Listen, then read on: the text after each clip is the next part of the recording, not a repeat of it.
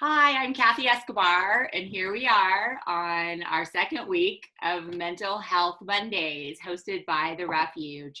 And so, our heart was just really to continue to acknowledge that life during this pandemic is really taking its toll in different ways on our mental health. And so, we want to engage with friends of The Refuge who are therapists and can help us just get some of those tangible skills, thoughts, ways to engage, things for our soul that will help us sustain. So I'm here with Joanna Rainey, who is part of the Refuge community, and also is the director of member care, mindful member care. And so it's really focused on supporting people who are trying to find their way in sustaining out on the field. On the mission field, and then Ellen Haroutunian, who is a licensed professional counselor and also part of the Refuge advisory team and a spiritual director in the Benedictine tradition. So I'm going to toss it over to Joe. We're glad you're here. Thanks for listening, and we're with you in this hard thing, and we'll keep finding our way together. Thanks, Kathy. Yeah. So this week it was funny. I mean, we have so many things coming at us all the time online right now, helpful tools, people who are doing support groups and videos and meditations and yoga classes, and there's so many options. But one of the things that we wanted to do with this is that it's actually an opportunity to discuss with someone else and to connect with someone else. And so the first video, we created discussion questions. And so it's not just taking more in, but also processing with someone. And I had a pretty funny experience with my best friends this week where she was like, "Oh, did you actually talk through those questions you wrote with anyone?" And I was like, "No, I just wrote them." So she and I sat and she lives upstairs, and we sat on the back porch 6 feet away and processed the questions together. So that's my encouragement is each week, these questions isn't just more information for you to just ingest, but actually to process with someone and talk through these tools that are being shared. So passing it on over to you, Ellen. Thank you so much for doing this. Thank you for having me. Like Kathy said, my name is Ellen Haroutunian. I'm a psychotherapist and a spiritual director. And wow, what a strange and difficult time this is. Our lives have been majorly disrupted, and it is a global disruption. So there's so much that's uncertain and scary. And I don't know, I think, any people who don't have some level of anxiety going on. And I hope that everybody has gotten the message that a wide variety of feelings, including or maybe especially anxiety, are reasonable and normal in a time such as this. And even if things are going mostly okay for you, there can still be a low level anxiety going on in the back of your mind all of the time because things are really off. And I want to remind folks that that's not evidence that you're doing anything wrong or that you lack faith, but that you're alive and that you care. But sometimes our anxiety can escalate and become hard to manage, or it can become overwhelming. I want to address a couple of things that can help us manage that and to also grow in some more self-compassion during this time, and therefore be able to care for ourselves better and care for others as well. And maybe over time we can develop a larger imagination for our future together. But I find that it helps to understand a bit about ourselves and what's going on inside first. I draw a lot from Dr. Daniel Siegel, who teaches that our brains look like a hand that's folded over. And I understand this is a very, very simplified illustration and explanation. But anyhow, here is the spinal cord in our brain stem. And here is the amygdala. And this part of the brain is what we call the autonomic nervous system. That means automatic. It's happening without you thinking about it. Our heart beating, our breathing, like tons of regulations of our body and systems there. This is also in this part what is called the sympathetic nervous system. The amygdala is part of that. And what that is the fight or flight part of our brain. That's the part that keeps us safe. It responds automatically. You're not in charge of it. Like, for example, if you have to slam on your brakes because an animal runs out into the road or something and your heart starts to beat faster, that's your amygdala. That's your sympathetic nervous system trying to tell you and that there's something going on and trying to protect you from danger. It's how we have survived all these years. I'm going to come back to this part of the brain in a moment, but the top part of the brain is the thinking part of the brain. And I'm specifically going to focus on the front, the prefrontal cortex. That's right here. And this part of the brain is where our rationality, where connection and attachment and wisdom and a lot of personality and emotional regulation, empathy, love reside. I'm going to call it, for our purposes, the wise mind right here. And it's where we're open to God as well. And my brain illustration here, here's the thinking brain over the top. Siegel says, trying to be funny, that when we perceive danger or uncertainty, we flip our lids. And that means that this part of our brain, the sympathetic nervous system, the fight or flight brain, is now in charge. In times of uncertainty and danger, this part of our brain stays on the alert all the time. And this is especially true if you've had trauma in your life previous to this. This part is like on red alert all the time because it wants to keep you safe. That is what it's designed for. And truthfully, in our culture, most adults live in this part of our brain most of the time. We're a very reactive culture. And we can feel trapped by the anxious thoughts that it creates, like, I'm not going to survive this. I should have done better to prepare. I'm not taking care of my family well enough. I suck. All of those kind of thoughts start to stir and keep this going because it stirs the fight or flight response in us. Then we can also become super focused on the anxiety itself, then become overwhelmed by that.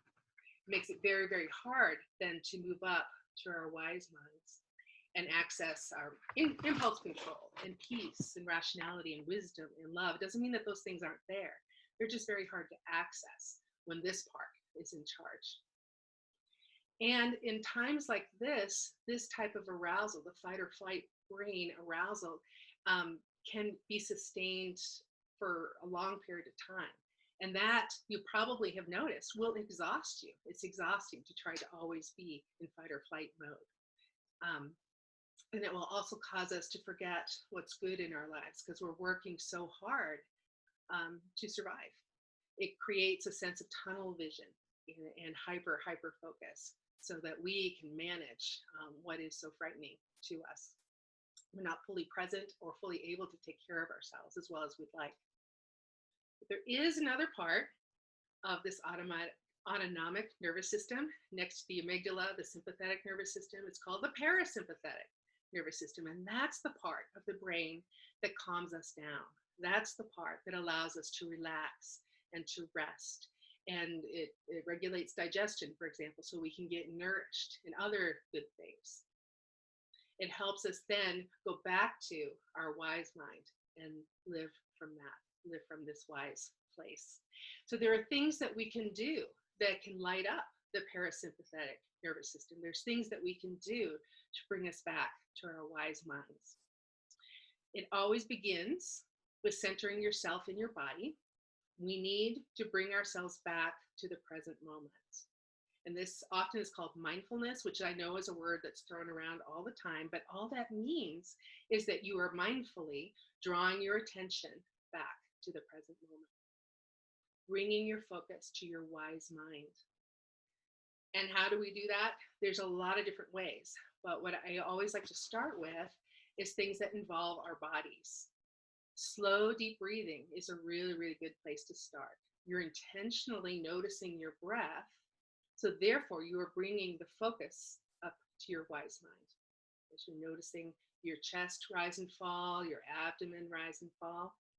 And when you're breathing slowly and deliberately, it is giving this fight or flight part of your brain the message that you're okay, that you don't need to flee. There's not an enemy to fight. There's not a tiger in the bushes. You actually can tell it then to stand down. And the parasympathetic part of your brain, which is the relaxed part, can come back online. I encourage people to do a slow count, say in to 4, then maybe out to 8. So you're breathing out twice as long as you're breathing in. It's just a very relaxing way to breathe. Sometimes it's helpful to breathe out more forcefully, like that, and keep repeating. oftentimes in my office, I'll see people try it. They'll do a few breaths and they'll say, oh, it's not working, which is a fight or flight response, because we want to get back to action. We want to buy all the toilet paper. We have to do something. So I encourage you to stay with it. Stay with it, because this is how our brains are designed. When you're breathing slowly, you're telling your fight or flight brain that you're okay. And the other part, the parasympathetic part, will come back online. You will be able to access what is higher and wiser at that part. Another thing that you can do to help yourself is to access your bodily senses. I have several clients who will bite into either a lemon or an orange when they have a lot of anxiety, and it will help them not escalate into a panic attack. And that is because their wise minds are now focused. They're thinking about and noticing and savoring the flavor, the very, very strong flavor of that fruit. Other things you can do with your senses is, for some people, it works to just notice what is good and what is beautiful. I mean, cute dogs can do that for me. We laugh a lot at our dogs in our house, and that really, really helps. It moves you up here, moves you out of fight or flight brain. Listening to favorite sounds, rainfall. I like rhythmic beats, to listen to that. Smell of fresh air or good food. Baking chocolate chip cookies is the reason why all of us are probably going to gain 5 pounds over this time. Movement of your body, walking, dancing, swaying, feeling textures, like rub your hands together. Again, your focus is brought up to your thinking brain. And so when you're noticing movement, feeling, texture, petting an animal, that sort of thing.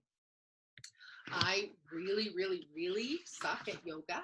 However, when I do it, what happens is I get peaceful, because again, I'm having to bring myself up to my thinking brain, my wise mind, so that I can concentrate on holding a pose. Even though I don't do it well, I'm concentrating on holding that pose. And when I go through poses, because I've spent time up here, my parasympathetic brain is back online and I feel peace. So I highly, highly recommend practices like yoga and other physical practices that again cause you to be up in your true brain, your wise brain. Then when you have done these things, when you've brought yourself to a calmer state, if you want, it's time where you could explore and reframe some of the what ifs and some of the negative self-talk. We tend to, in America, in Western minds in particular, we tend to think our feelings. So when there are feelings going on, what we're hearing in our own minds is, well, you suck, you're a loser, you're a failure, you're weak, you're not lovable, you're blowing it. All of those kind of awful things, and things that are much, much worse. The things that people say to themselves are quite cruel. But when we're stuck in those thought patterns, guess which part of the brain is online? It is going to continue to get triggered. So after we do the work of mindfulness, after we do the work of being in our bodies and letting our senses bring us back to our wise minds, then you can do a little bit of work on the hard thoughts. Number one, we have to realize that in a time like this, our value has been challenged. So we want to affirm the identity that has been challenged. In other words, I don't know how to homeschool, I'm failing my kids, I should have worked harder, I lost my job, whatever. We can counter those and from that calm place, from that wise mind that is compassionate, that is rational, that is able to access love and faith. And remind ourselves that no, actually you're doing a lot of things right. Actually, you are a responsible person. You care because you're devoted. We can tell ourselves things that are more true and challenge the false and harsh accusations. Number two, we have to acknowledge that this is really hard. Anxiety, again, drives us to take control and find certainty, to buy all the toilet paper, to buy 27 jugs of milk and all that kind of stuff. But that action, that need to try to control and protect ourselves somehow, can actually smokescreen some of the deeper feelings that we have, such as shame and fear or anger or sadness and disappointment. When we're able to access what we're really feeling down deep, such as, and this is what I've heard from folks, is, you know what, I'm really afraid my marriage won't make it through this. I'm really afraid that we're going to lose our home. We won't be able to pay our rent. I'm really afraid that my anxiety is going to damage my kids because I yell at them all the time. We're getting to what we really feel at that point. And it gives us time to acknowledge that, to put it into words, to create a compassionate space for yourself. Because yes, those things are very big, they're very hard, and they need to be felt, they need to be looked at. And I encourage folks to try not to do that part by yourself. A counselor, a trusted friend, someone to speak these truths to, so you're not alone in them. And we are afraid sometimes just to feel the real painful feelings. And I encourage folks, when those come, the sadness or the anger or the shame, that again, you go to a body practice, that you close your eyes and do a body scan and find where that emotion is in your body. Like sadness for me is usually a little tight ball right in my chest. You want to focus on the sensation, the bodily sensation, and just go ahead and breathe right into that slow breathing again. You don't want to focus on what it's trying to say to you, loser, those type of things. You want to focus on the sensation and breathe. Because what we learn from that is that emotions are like a wave, and they will come and they will crest. And sometimes tears will come, and that's a good release. Let them come. But waves will crest, and then they will break, and they will come back down again.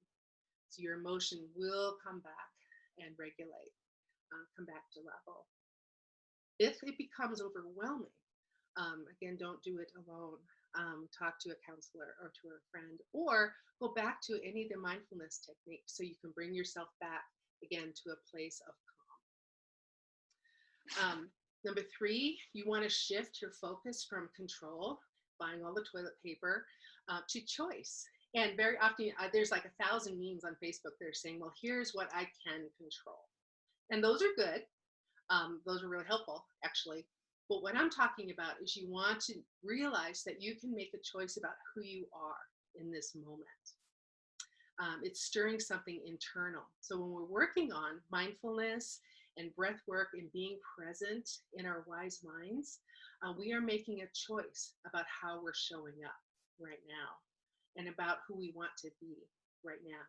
And when we do that work, we can identify then what we really need. What I need is reassurance from my husband that we're going to work on this together. What I need is to know that somebody has my back. What I really need. And then we can choose to ask for help. It's a very different way of being in this moment. What we can do is choose according to what is really true to our own selves. So it's not this part of our brain that's making the choices in our lives. It's this part. It's the wise mind. And of course, we're much more than our brains. We are souls. We're all connected. You can't separate out the pieces. But working from the wise mind, we're much closer to our truer whole selves there. And finally, when you are in those woulda, coulda, shoulda, I suck, what can I do to fix this? I've got to do something type of thoughts. Ask yourself, who do I become when these type of thoughts are in charge? For me, I notice I become irritable. I become short-sighted. I don't pay attention to things as well. I become more impulsive, edgy. But the next question is, and I think these are from a therapist named Byron Katie. The next question is, who could I be without these thoughts? If I could be free of these kind of negative thoughts, who am I then? And I guarantee, again, that's much closer to your true self, to who you really are. You're living in your wise mind there. Go back to our mindfulness techniques and to bring you to the place of peace so you can get to what's really happening and so you can get to your wise mind and make choices that are good for yourself. So all of this helps us develop a wise and compassionate perspective on ourselves amidst what we really can't control. It helps us make choices that are consistent with our truer selves and our hopes and our values, our goals, the relationships that matter to us the most. It helps us then tap into our own strengths and creativities and our own faith and create possibilities. And I want to remind you that this whole process is already in you. You can do this. So be well, and I wish you the best. Thank you so much, Ellen. This is why we're doing this. And I just want to encourage everybody, please read the discussion questions, share them in your little pockets of support, you know, whether it's with a friend, whether it's in one of the groups that you're in right now, like process them together, because that's really what it's at. We can listen, but it's kind of what does that do inside of us? And I just want to say one word of encouragement. Be gentle with yourself and self-compassionate about doing these things, because a lot of times we're like, I'm even screwing that up. I can't even do like the basic skill right. And that's part of it. And all the same things that Ellen just shared can be applied to that, to releasing those, to noticing those feelings, to acknowledging those feelings, and trying to continue to let the wave come over and move on and continue to understand and respect that this is really hard. But we're in this together. Thank you so much for your time, Ellen. We're so thankful that you're part of the Refuge community, and for your wisdom and for your support and for your love. And we look forward to hearing what might happen this week as you talk about this together in your circles somehow, some way. I was thinking our new wave could be the amygdala flip your lid wave. So, but make sure we end this way. All right, bye.